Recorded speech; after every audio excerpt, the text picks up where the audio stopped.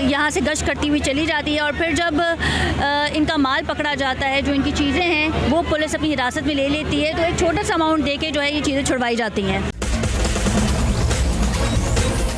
जी चाचा हमारे साथ मौजूद हैं, उनसे बात करेंगे। ये बताइएगा कि महंगाई में किस हद तक कमी आई है? कोई कमी नहीं आई, बल्कि बहुत बढ़ गई है महंगाई। ग्राहक देख रहे हो, ग्राहक ही नहीं। आप क्या करते हैं? हम तो ये सेल में नहीं है, यहाँ पे काम करते हैं, नौकरी। तो हुकूमत की जानिब से कोई रिलीफ दिया गया है? कुछ भी नहीं।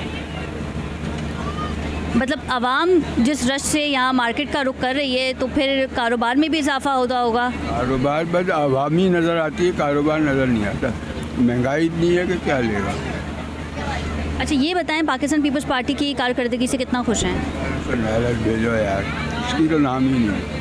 पीपल्स पार्टी ने तो बेड़ा गर्क कर दिया। आपने किसे वोट दिया था? हमने किसी को दिया, इमरान खान को दिया। ठीक है नाज़रीन, क्योंकि महंगाई के हवाले से हर जगह यही आवाज़ें आती हैं कि महंगाई में एक हद तक इजाफ़ा किया गया है और अब जो आवाम है वो भी यहाँ पे आती है, लेकिन क्योंकि महंगाई इतनी हो गई है कि वो ख़रीदारी जो है अपनी मुकम्मल नहीं कर पाते।